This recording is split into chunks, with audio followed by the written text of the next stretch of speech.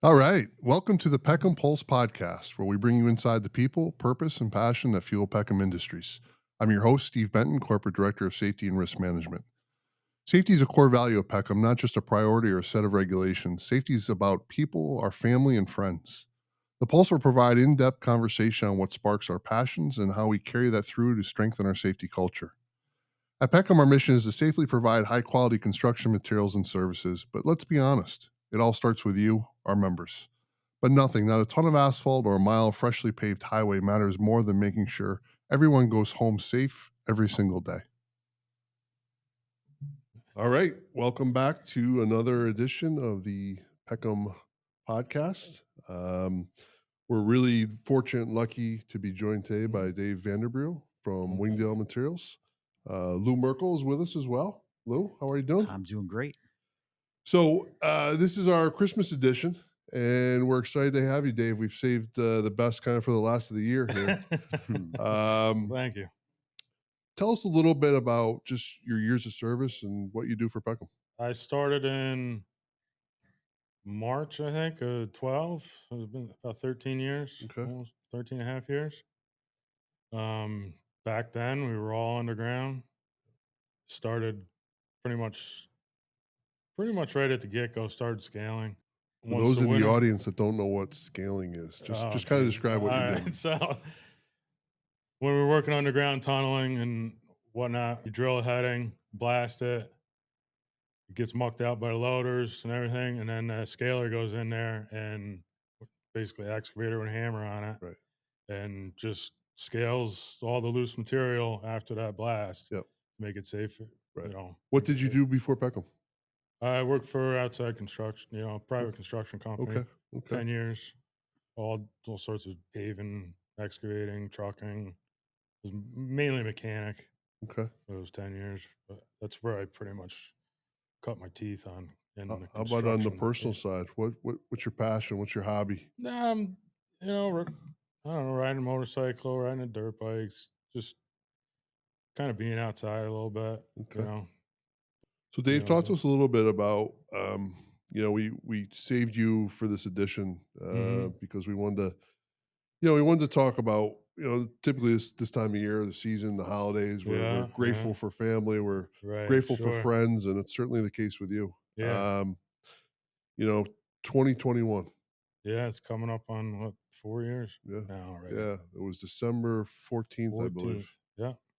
So if you don't mind, take us through the day from kind of start to finish. I was thinking about that leading up to this. I was trying to think about what was going on, what I was doing earlier that day, and I'm pretty sure, and Chuck can verify this, that we were blasting the hole from the top of the mountain to the bottom, and I think we were loading the second to last shot.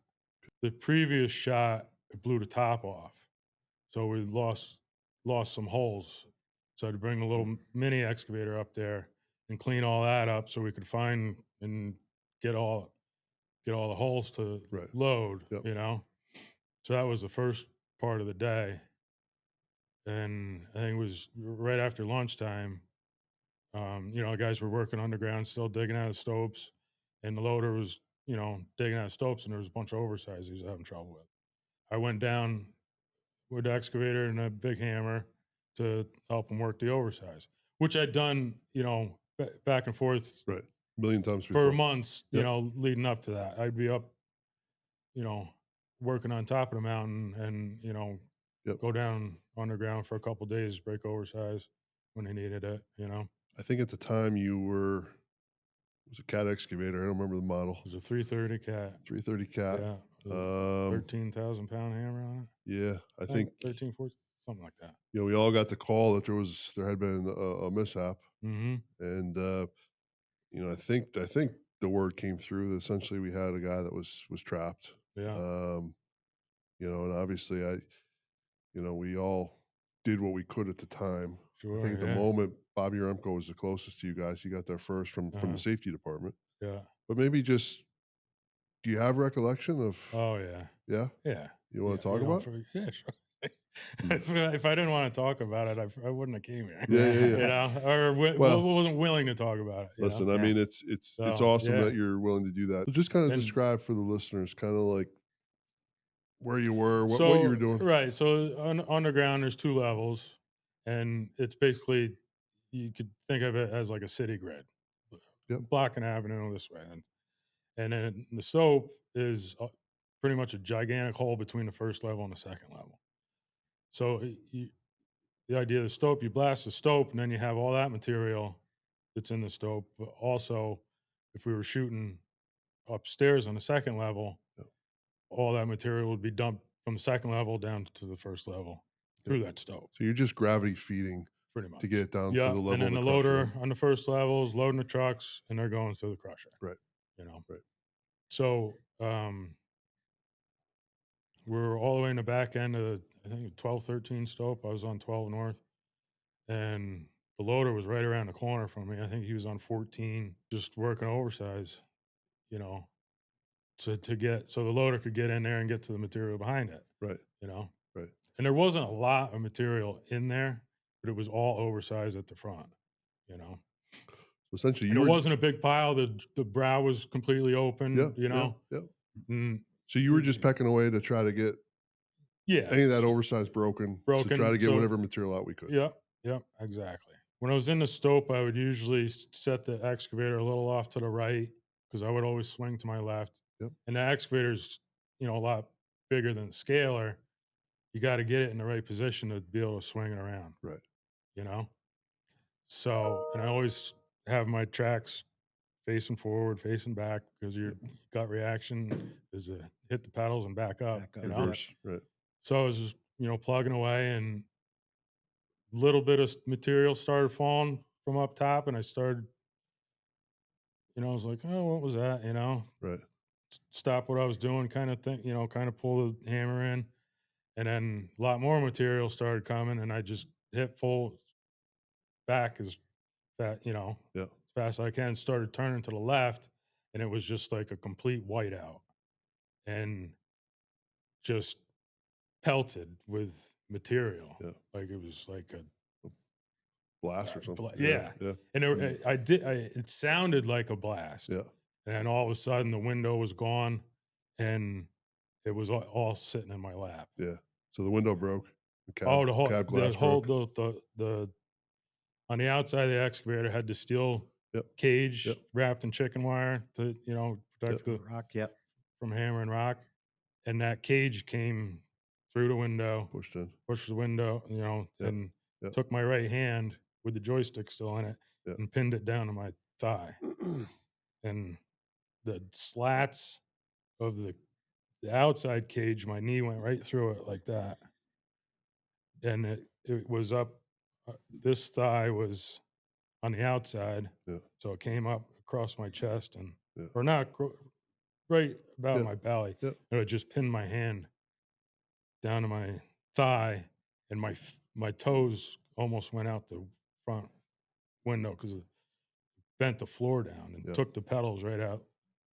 Yeah. I mean, I And then- remember after the fact that, you know, it looked like the piece of rock came down, hit the ground, like right between the tracks. Yeah. And then came right, forward, right? Yeah. Yeah.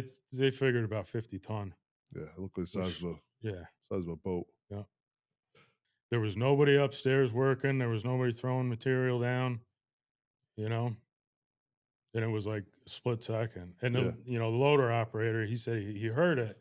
He heard the same pop I heard and hadn't thought it was a misfire or Yeah.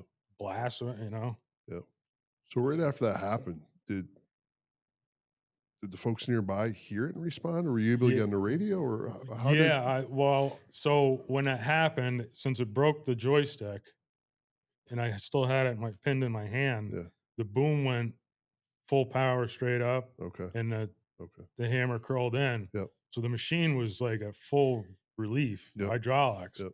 And, you know, the side window was gone. Yep. The door was like all crunched in. And it's just, you know, and I was able to reach over to my right side and get the key and turn the Turn it machine off. Wow. And then, and it was still a complete whiteout, Right, right. dust everywhere. We Dust, couldn't yeah, see anything. yeah. And so I knew my radio was clipped here, and I just felt around Yeah, on the floor got and it. found my radio, and I called on the radio.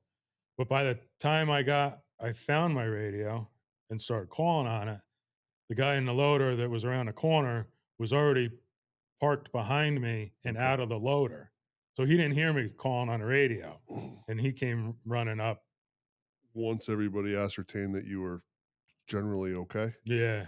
there was some concern about your legs because Yes. the Right. longer you stayed in there and the more pressure, and I think that was Right. Yeah. part of the reason that And yeah. you took a nice helicopter trip to Westchester, Right. not an ambulance Right. trip. Yeah. Right. I think immediately, yeah, that's why the helicopter was Yeah. on standby, Yeah. because they didn't know. They didn't know. They didn't know what was Hey, going on. hey, Dave, I never asked this, and we've talked about this for ages. And I remember everyone saying that you were very calm. Right. understand- Because before, that's what I was going to get to. Like, before anybody showed up, that's what I told him. I was like, I just got to stay calm, as calm as I can. I'll Right, get out of here. right. Yeah. And after a couple people showed up, I remember like me having to try and help those guys stay calm. So you probably helping Joey stay calm, were you? Yeah. I'm like, let's keep a level head here. Yeah, Everything's gonna be all right. Yeah. So was it our guys that were able to actually get you out of the cab, or was it a combination of the there was too rescue much. squad? Yeah, we definitely needed the rest. Yeah. I mean, we were trying it. We did a bunch of stuff. Yeah. Like, since that cage was laying on my hand, one of the first things we did, got a come along and hooked it to the boom, and it came through the side window and hooked it to the cage, and it got some pressure off of me. Right. But we couldn't, Yeah. And then you guys had Mark from Caterpillar. Yeah, he was there on and- site. Because he was working on something outside. Yeah. And he, once he didn't come in until after the rescue crew, because Was there. because I think our mechanic was off that day, and Mark was there, so they got him in Yeah, there yeah. immediately to consult. Yeah. Make sure the machine was. You couldn't ask for a better guy as far as No, expertise, absolutely and not. right. One of the first things he did was was able to get in there and get the seat lowered as Okay. much as it could Yep. and push back as much, which gave me a little bit more relief. Yep. And yeah, he was awesome. Yeah. Well, speaking of that though, Dave, I think obviously well before I came on board, you guys, because it was underground and the special requirements for training and just all the nuances of being underground. I mean, Sure, yeah. after the fact, we really looked hard at it. We had some meetings, and I think you were still recovering, but the one thing that came to light very quick was just the fact that people were pretty well prepared. The training I think worked. so. Everybody did what they had to do. Yeah. The rescue squads worked together. Yeah. Airbags and their hydraulic Oh, poles yeah, and all that stuff that they yeah. had, right? But that doesn't Yeah. just happen without No. all that training, right? Right. So, Yeah. I mean, now, I mean, the rescue team comes and does training every year now, I think. I remember Arlington. Bob called me when you got there, and he just said, "Oh, Steve, oh my God," he said, "There's got to be 200 vehicles out here." Oh, yeah. He said, "It's just Yeah, I unbelievable." mean, when I, because I couldn't see a lot, everybody was behind me. Yeah. And when I got out, I was like, there must have been 50, 60 people standing there. Yeah. I was like, Yeah. Yeah. and I remember got one guy saying, he's like, give me an orange mark on the rock. And I'm like, what the hell are you doing? Because they set a laser on it. They braced the rock, they set a laser on it to detect if it moved. There's Yeah. any movement. And I That's, was like, oh, that's pretty wild. yeah. We had a lot of them there after, and I'll tell you, it was Mhm. they were good. Yeah. I think they were happy to do it. Yeah. And Yeah. obviously it just speaks to the importance of training. Yeah. How I mean, why we do all these things. The one guy I think that was to my right and behind me, they had cameras on them, and they use that for their own training Okay, a lot. good Yeah. idea. Yeah. So Dave, when you're sitting there and knew you had your fingers and your toes and you're able to Right, yeah. move, and you knew that, well, maybe I got a little bit of a problem, but it's not life and death. Right. Yeah. I was like, I was questioning whether or not what condition my hand was going to be in after this. Yeah. But Yeah. I mean, everything else, So what were your thoughts, and not to get too deep or too emotional, but what were your thoughts about just your family? I know you have a daughter. What were things going through your yeah. mind? Well, I was like, kind of thinking it, like at first I was real slow about it. You know, I'm like, well, it's only like 1, 2 o'clock in the afternoon. I might be home. Right. I might be Right. home tonight. You know, Yeah. and when Chuck first came in there, and he's like, I got to call 911. You know, and he ran out calling 911, and I think might have been the same conversation, but I think he came back and he's like, "You want me to call your house?" And I was like, "Yeah, I guess you probably better call the house, you know, and just let them know what's going on." Right. Right. Dave's not going to be home for dinner. Right, yeah, or at least I'll be, It's gonna be late. I'll be It's gonna be late, late. you know. That's a guy thing, though. Right. We all think we're gonna get cut out of an excavator. We're gonna Yeah. go to Westchester. We'll be home for dinner. Right. But I was like, I guess you better call the house and let them know what's going on. Yeah. Yeah. That was a quick ride. You remember the helicopter ride? Yeah, it was like a 20-minute ride, Westchester. Yeah. Beat the traffic. Yeah. I couldn't really see much. You know, you got these big cans on your head and the lane on your back. Right. And you got to turn your head and look out the window. Yeah. It was nice. Yeah. Nice quick ride. Well, let's just dive a little deeper into the training. Dave, what specifically do you guys do on a regular basis at Wingdale just to prepare for things like a lot this? of conversations, you know, and now that we're not underground anymore, well, as much as we were, Right, you know, right. production, Right. you know, above ground, like with the benches, it is there is a lot of similarities. Loose rock on the wall, Yep. on the faces, Yep. and the berming, and you know, staying out of Yeah. harm's way, or preventing anybody from getting into harm's way. And I'll tell you, Yeah, the so- loose rock on the faces, just on the surface, has become a bigger topic Yes, recently. There's been right.